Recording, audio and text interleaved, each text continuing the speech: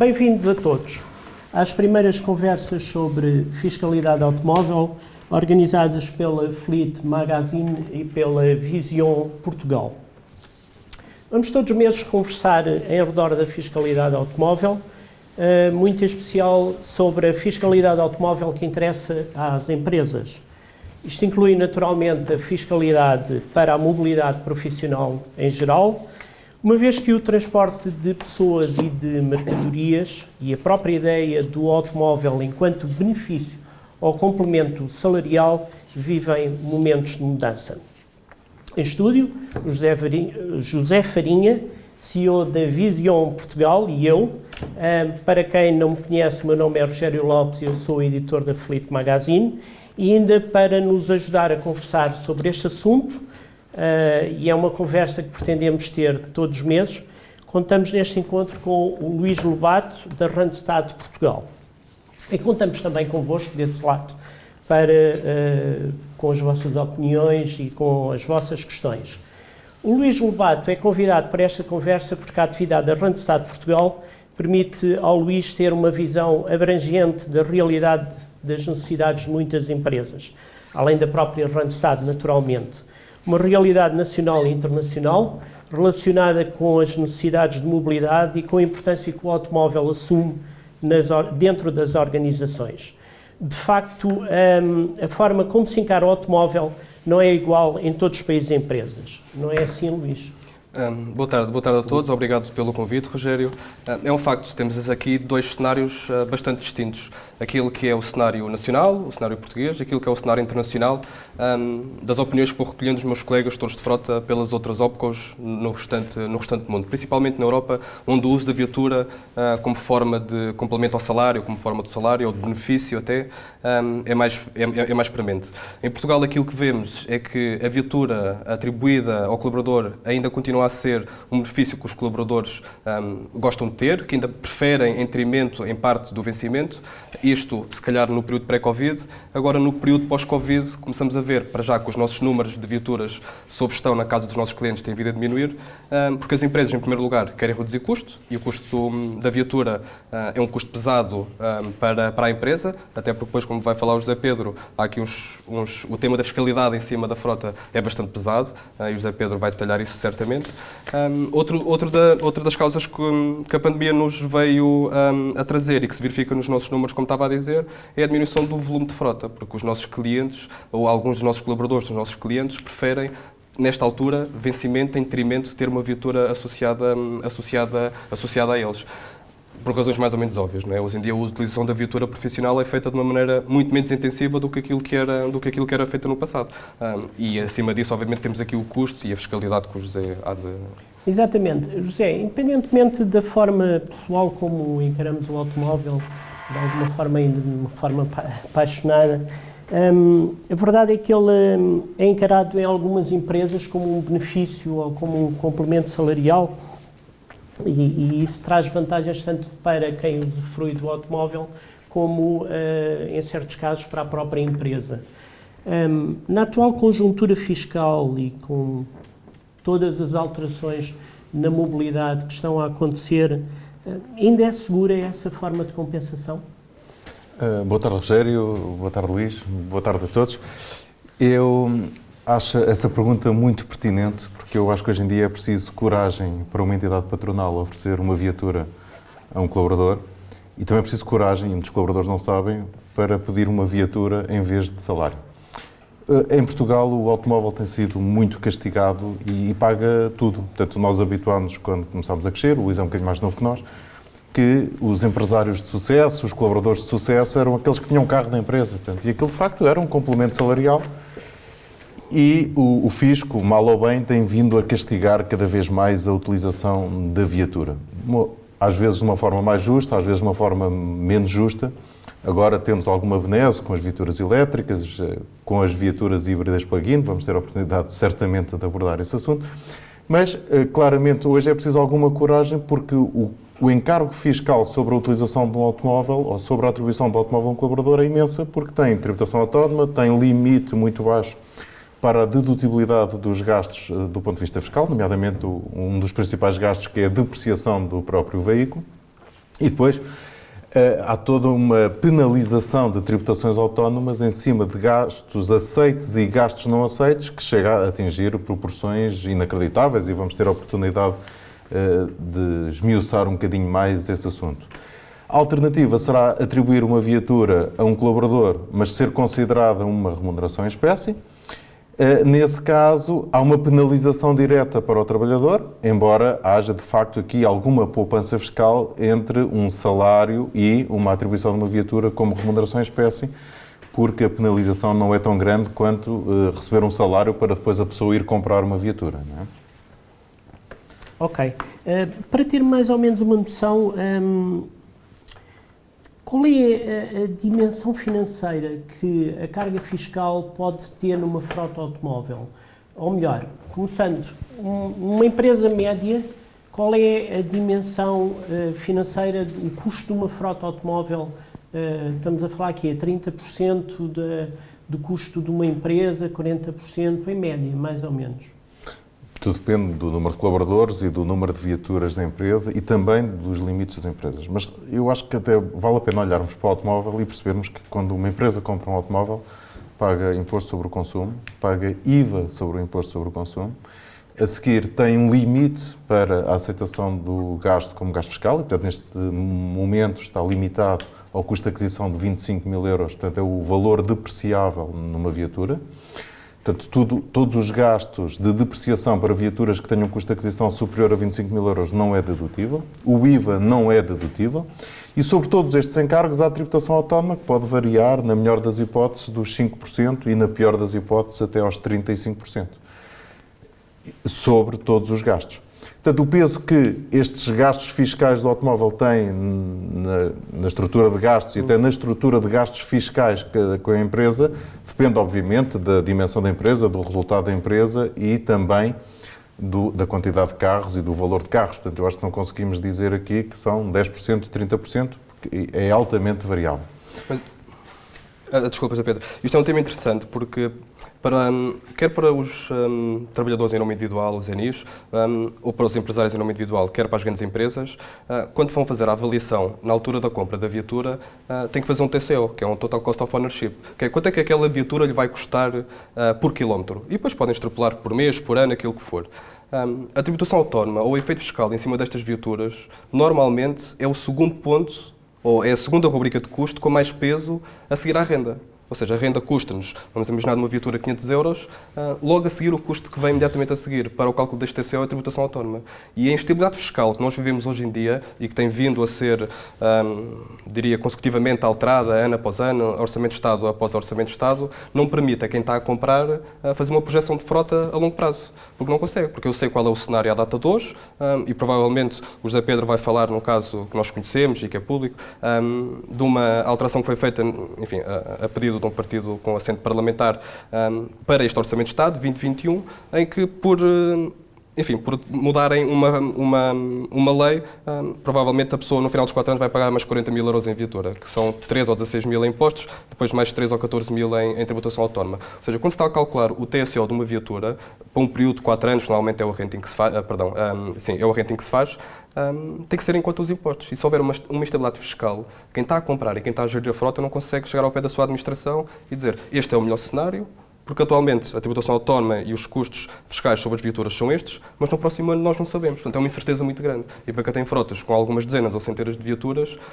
qualquer pequeno ajuste nos efeitos fiscais tem uma escala muito grande.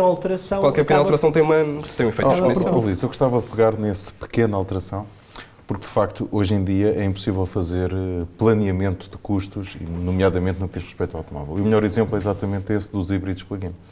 Todos nós sabemos que existem benefícios fiscais à utilização dos elétricos e dos híbridos plug-in, nomeadamente a dedução do IVA até determinados montantes e também a aceitação do custo, que o limite passa de 25 mil para 50 mil, no caso dos híbridos plug-in, e a tributação autónoma é mais baixa. O que acontece foi que muitas pessoas abusaram dos híbridos plug-in, também a verdade tem que ser dita, porque o híbrido plug-in é um carro a diesel ou a gasolina que também se liga à ficha e que nem toda a gente o liga à ficha, não é? Ao contrário dos elétricos. Mas eram as regras fiscais que existiam e as empresas planeavam em função disso. O que acontece é que com essa alteração do Orçamento de Estado para 2021, os híbridos plug-in tiveram um aumento significativo, primeiro no ISV, que fez com que muitos dos carros ultrapassassem o valor do limite para a dedução do IVA e, portanto, só aí há carros que chegaram a ter um aumento de 20 mil euros entre o ISV e a não dedução do IVA na diferença de preço de custo. E depois, na tributação autónoma, portanto, esses carros que tinham uma tributação autónoma de 27,5% ou de 15%, passam a ter uma tributação autónoma de 35%, porque também passam para o último escalão. E portanto, não foi uma ligeira alteração essa dos híbridos plug-in. Eu, aliás, gostava de salientar que nós temos no nosso site da Vision um simulador onde se pode fazer o cálculo da tributação autónoma para todas as viaturas, incluindo estas que não cumprem a famosa regra dos 50-50 dos híbridos plug-in, e depois temos também algumas sugestões no que diz respeito à comparação com a remuneração em espécie, precisamente para resolver este caso e o caso em geral das tributações autónomas. Isso, aliás, foi até um problema não só para os gestores de frotas, para as pessoas que compraram carros, mas para os próprios gestantes de automóveis, que encomendaram carros que lhes tinham sido previamente encomendados por clientes e que, entretanto, optaram por desistir do negócio porque é preferível perder o dinheiro do sinal do que suportar o encargo do ISV, do IVA e da tributação autónoma. Mas a verdade é que existem incentivos fiscais, nomeadamente para a mobilidade elétrica, mas não existem incentivos significativos para outras formas de mobilidade, nem existem soluções, quanto a mim, para outras formas de mobilidade que não passem pela empresa ter uma viatura. E não existe, por exemplo, sequer, ou melhor, existe esta possibilidade de atribuir a viatura como rendimento em espécie ao utilizador da viatura, mas não existe a possibilidade do utilizador da viatura com um rendimento poder ele próprio procurar uma solução, nem qualquer incentivo para que a empresa possa sentir-se beneficiada por utilizar essa solução. Por exemplo, no teu caso, Luís, tu sentes que as empresas estão à procura continuam à procura de automóveis ou estariam dispostas a outras formas de mobilidade? Eu diria que necessariamente vão ter que estar dispostas a outras plataformas de mobilidade. E aquilo que tu dizes é verdade. Em Portugal não existe ainda um regime fiscal para a mobilidade, sem ser a parte da mobilidade elétrica, que essa já existe e é conhecida de todos. Aquilo que nós estamos a ver nos países a norte, nos países do Benelux e outros países da Europa do Norte, é que existe a possibilidade de atribuir ao colaborador um mobility card, um cartão, em que a pessoa utiliza única e exclusivamente para se locomover, para transportar, e que é utilizado em rending de viaturas de renta-car, que é utilizado em scooters, que é utilizado em car sharing, pode utilizar aquele cartão para todas as questões de mobilidade. Aquilo que vemos cá em Portugal, e que ainda não existe, parece-me uma solução fiscal ou com benefício fiscal para que isso aconteça. Portanto, não podemos estar a pedir às empresas e aos empresários em nome individual que façam esta migração quando não existe esse benefício fiscal. Portanto, nós vamos continuar a utilizar as viaturas a combustão. Obviamente, existem os tais benefícios fiscais para as viaturas elétricas, mas com esta instabilidade que há pouco o José Pedro estava a falar, é muito difícil para quem está a tomar este tipo de decisões, a tomar uma decisão e ter a certeza que é uma decisão acertada. Principalmente, e mais uma vez, e reforço como estava a dizer há pouco, principalmente para quem tem frotas com grande dimensão. O exemplo que o José Pedro estava a dar há pouco, estamos a falar de uma viatura que pode custar, no final dos 4 anos, mais de 40 mil euros. Se forem 10 viaturas, são 400 mil euros no final de 4 anos. Isto tem um peso muito forte numa empresa, com uma agravante ainda por cima. Tem efeitos retroativos. Ou seja, todas aquelas empresas ou empresários em nome individual que já adquiriram aquelas viaturas, as tais viaturas que não cumprem a regra dos 50-50, com uma autonomia acima dos 50 km em modelo puramente elétrico e com emissões abaixo dos 50 gramas por quilómetro, vão ter que estar a pagar esta nova taxa de tributação autónoma. Isto não pode ser de alguma forma o que aconteceu o ano passado, não pode ser de alguma forma um travão para algumas empresas pensarem, e se de repente este cenário muda, se de repente este cenário, nesse sentido, à mobilidade elétrica for travado, forem retirados benefícios, qual é a dimensão que pode ser para uma empresa, de repente, como aconteceu nesta situação da tributação autónoma, ficar com uma série de carros que tem com custos elevadíssimos?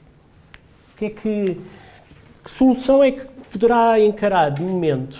O que é que fiscalmente seria possível uma empresa fazer? Não, para já, em relação aos híbridos plug-in, eu acho que fiscalmente há uma solução, que é a mesma solução que existe para os carros não híbridos plug-in, portanto, que é comparar o custo de tributação autónoma com o custo da remuneração em espécie. E nós temos, eu insisto, um simulador no nosso site que permite essa comparação e, portanto, de alguma forma a empresa até pode compensar o trabalhador pelo IRS que ele vai pagar, portanto, com um subsídio qualquer, não interessa, também esse sujeito a IRS, obviamente, mas, de alguma forma, consegue-se alguma eficiência fiscal se a atribuição da viatura for considerada remuneração em espécie, porque dispensa a tributação autónoma, o que neste caso é relevante. A grande questão é, imagina uma empresa que está a apostar numa frota para vendedores, portanto, uma coisa é os carros dos administradores, etc., portanto, à partida são carros mais caros e também aceitam mais facilmente a remuneração em espécie e a tributação IRS. Agora imagina uma empresa que tem uma frota de 30, 40 carros, 300 para vendedores, para pessoas que andam na rua, não é? E que apostou numa gama híbrida plug-in, tem, obviamente, se o carro não cumpre com os 50-50, tem aqui um aumento de tributação autónoma completamente inesperado e completamente ingerível. Agora, a tua pergunta é muito relevante, Rogério, que é o que é que vai acontecer com os elétricos, não é? Ninguém sabe. Portanto, hoje há um claro incentivo aos elétricos, podem deduzir o IVA até 62.500. Não tem a tributação autónoma. Não tem tributação autónoma, os gastos são aceitos fiscalmente até a este limite dos 62.500 euros portanto, há de facto um incentivo fiscal aos carros elétricos associados até a outros incentivos, os estacionamentos, etc. A grande questão é, será que vai durar quanto tempo? Ninguém sabe, porque os híbridos plug-in à partida também ia durar por muito tempo. E facilmente foi aprovada uma lei que parece que é uma alteraçãozinha, mas que na verdade tem um peso significativo em muitas empresas. Estamos aqui a esquecer ainda de um pormenor, que é em 2020, 2021, as empresas que apresentarem prejuízo fiscal, as empresas vão ter uma agravante de 10% da tributação autónoma. Mais ou menos. Eu, antes de responder a isso, gostava de dizer às pessoas que podem colocar as vossas questões no chat. Nós prometemos que, se for consultoria, enviamos a fatura. Se for uma questão simples, nós respondemos. Respondendo a esse aumento dos 10 pontos percentuais quando há prejuízo, essa é a lei. Portanto, a lei é uma empresa que apresenta prejuízo. Todas as tributações autónomas têm um incremento de 10 pontos percentuais. Deixa-me só fazer aqui, mas, para desculpa, descansar, Rogério. as cooperativas, as pequenas e médias empresas e os NIs estão dispensados desse agravamento. Estamos a falar apenas de empresas. IRC, sim. No entanto, com a pandemia, portanto, saiu uma alteração em 2020 que se manteve no Orçamento de Estado para 2021, que não há esse agravamento desde que as empresas tenham tido lucro num dos 3 anos anteriores. Ok. Portanto, na verdade, o que se pretende é castigar aquelas empresas que nunca pagam impostos, que têm constantemente prejuízo e que, por isso, tem aqui um agravamento da tributação autónoma para não abusarem destas despesas. Aliás, a tributação autónoma, o conceito de tributação autónoma nasce assim. Havia uma fatia destes encargos que não eram aceitos para efeitos fiscais e, portanto, a primeira tributação autónoma sobre as viaturas, que era de 6,4% e que já foi há 500 anos atrás, em 97, se não me engano. Portanto, o que aconteceu foi que era a taxa de IRC vezes 20%. O que foi acontecendo foi que se foi agravando a tributação autónoma. E, portanto, já ninguém percebe o conceito base de tributação autónoma, que era só este. Era só as empresas que tinham prejuízo e que até gastavam dinheiro em viaturas, despesas de representação, etc., tinham uma penalização por terem prejuízo e este tipo de despesas de luxo, entre aspas, não é? Hoje já ninguém sabe porque é que nasceram as tributações autónomas e as taxas não têm fundamento nenhum. Quer dizer, quando a taxa de IRC é 21%, e a tributação autónoma, a escala máxima das viaturas, é 35%, portanto já ninguém percebe qual é a lógica desta taxa. Não é? E tem vindo a subir ao longo dos últimos anos. O escalão intermédio, que estava nos 25%, salvo erro, passou para os 27,5%. Exatamente. Tu insistes no ponto do rendimento em espécie e eu gostava que tu agora explicasses a conversa que tivemos no outro dia sobre a vantagem que pode ser, porque quando pensamos aqui em rendimento em espécie, sabemos obviamente que o IRS da pessoa do utilizador da viatura vai subir, porque é considerado rendimento. No entanto, não é linear que seja um prejuízo para o utilizador, e tu no outro dia estavas-me a explicar que havia aqui um win-win entre a empresa e o utilizador na forma como era apresentado o rendimento ao utilizador, que eu gostava que tu citasses esse exemplo. Ok. Eu, para já, gostava de esclarecer que o rendimento em espécie parece que, e desmistificar isto, portanto, não há uma tributação de IRS maluca. Portanto, a tributação de IRS é sobre o valor de mercado da viatura, e ele vai-se desvalorizando todos os anos, e existe uma portaria para isso, vezes 0,75% vezes o número de meses. Portanto, nós explicámos isso na última Fleet Magazine com contas. Exatamente. E, portanto, a tributação não é maluca. Portanto, o que eu estou a dizer é, Rogério, e fazendo exatamente o exemplo que fizemos no outro dia, se eu te quiser contratar para a minha empresa, eu posso te dar várias hipóteses de remuneração. Portanto, 5.000 euros de salário base, 3.000 euros de salário base, atenção que isto é tudo a brincar, 3.000 euros de salário base, mais uma viatura de 40.000 euros, ou 2.500 euros, ou 4.000 euros de salário base, mais uma remuneração em espécie até 1.000 euros. Portanto, e tu escolhes com 1.000 euros qual a viatura que queres comprar. Sobre esta viatura, vais pagar a remuneração em espécie de acordo com esta tabela, portanto, que é menos do que os 1.000 euros, ou começa por ser mais no princípio e vai diminuindo ao longo dos anos. Eu não tenho encargos de tributação autónoma e tu consegues comprar um carro melhor e ainda ter mais liquidez de salário, porque eu poupo nas tributações autónomas e no encargo com o IRC. Ok. Mais uma vez, Rogério, e o que tens que fazer, ou o exercício a fazer, parece-me, é por cada euro ao gasto, quer seja pela empresa, quer seja pela pessoa, qual é o benefício que vais ter. Exatamente, mas eu queria te perguntar, Luís, achas que esta explicação é fácil de passar para o utilizador da viatura? Tu que tens exatamente que atribuir viaturas, achas que esta explicação é fácil de passar para o utilizador da viatura? Convenceu? Não. A resposta objetiva é não. E por uma razão que eu diria que é mais ou menos óbvia, pelo menos para Portugal e para alguns outros países do Sul também. É que nós, em Portugal, o trabalhador ainda vê muito a atribuição da viatura da empresa como um grade associado. Ou seja, ainda há um valor percepcionado muito grande quando a pessoa tem uma viatura da empresa. Mesmo que só possa utilizar a título pessoal. A pessoa tem uma viatura da empresa, ponto. E as pessoas ainda fazem questão de ter essa viatura oferecida, dada pela empresa, portanto, dificilmente, ou das duas uma, ou começamos a mudar estas mentalidades aos poucos, mas para isso, e mais uma vez, é preciso haver esta estabilidade fiscal. A segunda parte é que começamos a consciencializar os utilizadores da viatura para os benefícios que pode ter. E provavelmente temos que lhe apresentar as duas soluções, que é ou a viatura é adquirida por ti ou a viatura é adquirida pela empresa. E a pessoa tem que perceber para ela, até porque depois há um conjunto fiscal agregado, do agregado familiar, tem a ver com os rendimentos conjuntos e com a tributação para efeitos de IRS, e a pessoa tem que perceber aquilo que é mais vantajoso para ela ou não. De qualquer das maneiras, o exercício tem que se fazer essa empresa. Por cada euro gasto, quanto é que nós conseguimos utilizar desse euro? Porque uma parte já sabemos que e até fiscal. Acrescentar um bocadinho para compensar esse euro gasto pela tributação IRS. Portanto, para compensar o trabalhador com outro benefício qualquer. Luís, eu gostava de comentar uma coisa que disseste há bocadinho, porque pode levar a uma má interpretação. Não há uma retroatividade da tributação autónoma.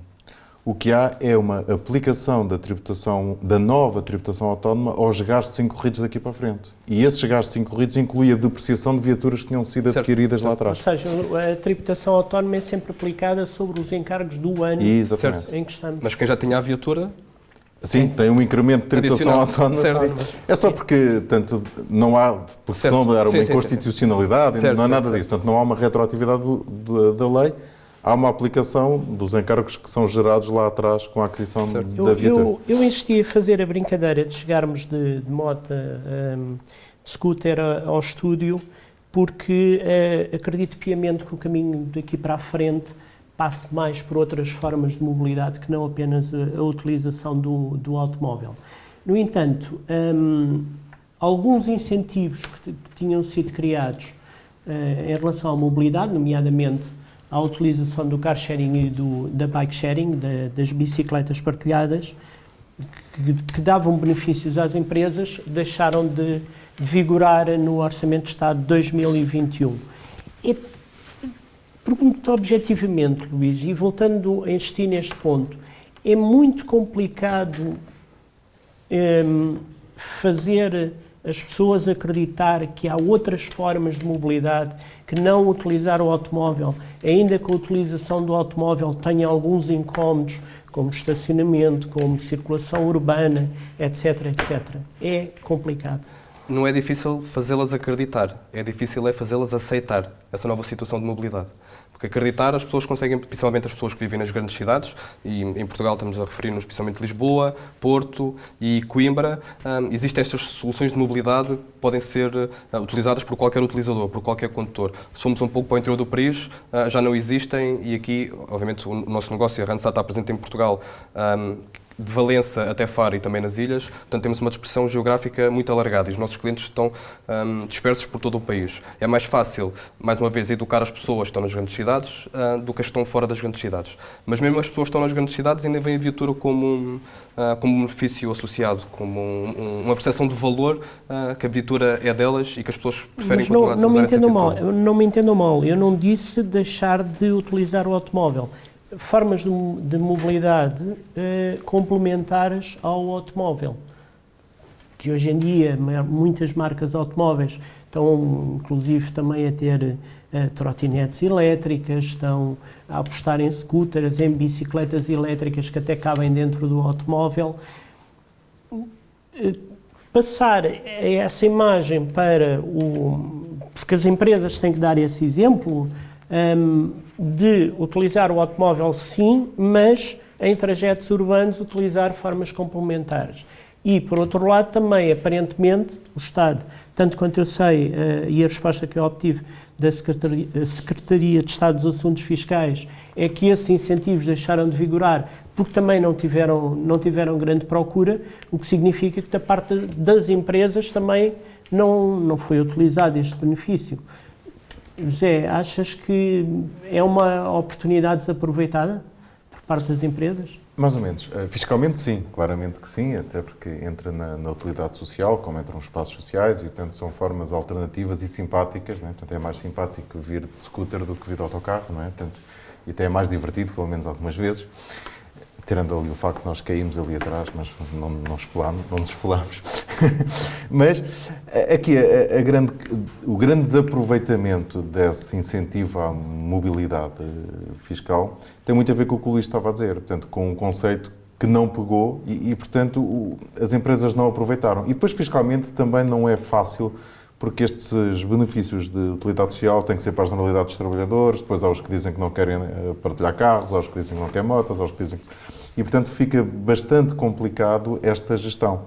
Apesar de não haver o benefício fiscal associado a estas formas de mobilidade, na verdade, estes encargos são aceitos fiscalmente, estes encargos não têm tributação autónoma e portanto, continuam a ser encargos fiscalmente interessantes e até acredito que agora, para as novas pessoas que estão a entrar no mundo do trabalho, o Luís saberá isso melhor que eu, será até um fator de motivação. Porque hoje as pessoas que vivem nas grandes cidades, na verdade, não precisam de carro. Não, portanto, precisam de se deslocar de um ponto para o outro e, eventualmente, ao fim de semana, precisam de alugar um carro e ter algum lado. Não é? E, portanto, há de facto aqui uma mudança de paradigma, parece-me a mim, e apesar do benefício fiscal, porque o benefício fiscal está sempre associado a uma forma das empresas serem mais eficientes do que aquilo que a lei permite, não é? E por isso tem um incentivo para que assim seja. E as empresas não foram, acho que por isso acabou o benefício fiscal. No entanto, é algo que está disponível na mesma para as empresas, não tem tributação autónoma, não tem gastos e, portanto, incentivarmos as nossas pessoas a irem visitar os clientes nas motinhas, etc. Agora, tem aqui um efeito que já não é fiscal, tem a ver com a gestão de pessoas, que é eu ir a uma reunião na scooter ou ir a uma reunião no carro que o meu patrão me disponibilizou para ir lá vender qualquer coisa, tem um efeito, ainda tem um efeito, acho eu, em mim, não é no cliente. Não é? Sim, mas pode ir num transporte público, num TVDE, num táxi, não tem obrigatoriamente de ir num carro, numa viatura que tem que ainda pensar onde é que vai estacionar o carro, etc, etc. Sim, eu acho que esse tipo de utilização de transportes públicos, portanto o táxi, o TVDE, etc, portanto, é algo que nas grandes cidades tem bastante utilização, porque é prático, é mais fácil do que procurar estacionar, pagar o estacionamento. Portanto, eu hoje, se for a uma reunião, muito provavelmente vou nesse tipo de transportes, não é? Dentro de Lisboa. E tem benefícios a empresa por utilizar isso? Mas o benefício que tem é não ter penalização, ao contrário do carro. Porque... O gasto é aceito. Ok. Luís, em relação a isso, para tu que és gestor de frota, é-te simpática a ideia de gerir diversas formas de mobilidade, sair, digamos, de uma zona de conforto que é gerir um carro, já sabes, a forma de gerir, já tens os processos de compra, etc, etc, ainda que sujeito a alguma variação e algum imprevisto anual, mas é-te confortável de repente teres que gerir várias formas de mobilidade, ou seria, por exemplo, muito mais simpático aparecer um operador que te gerisse essas formas de mobilidade? Esse era o ponto onde eu queria ir. Eu diria que é mais simpático porque temos que nos reinventar de alguma maneira. E os gestores de frota puros, como são conhecidos hoje, têm que passar a ser gestores de mobilidade, ponto. Porque a mobilidade do futuro não há de ser a mobilidade à combustão, a mobilidade elétrica sobre rodas. Vai ser por meios alternativos, o TVDE, as scooters, as bicicletas, o car sharing, todos aqueles serviços que são apresentados, principalmente nas grandes cidades. Volto a referir porque isso é importante. Depois existe outra parte, que é qual é o operador, se uma locadora ou se outro operador nos consegue ajudar a fazer esta gestão. Porque, obviamente, para quem faz a gestão de frota, fazer gestão já 200 ou 300 viaturas já é uma dor de cabeça, convenhamos aqui entre nós, e é um custo para a empresa, porque alguém tem que estar a fazer esta gestão. E um risco? E um risco, certo? Adicionalmente, ter que fazer a gestão sobre este tipo de equipamentos, ou sobre esta mobilidade, traz um risco acrescido e traz, adicionalmente, uma dificuldade acrescida. Para já porque é novo, em primeiro lugar. E depois estamos a falar de uma série de equipamentos que não são nossos, que estão, enfim, à disponibilidade do público e que pode ser utilizado por qualquer pessoa.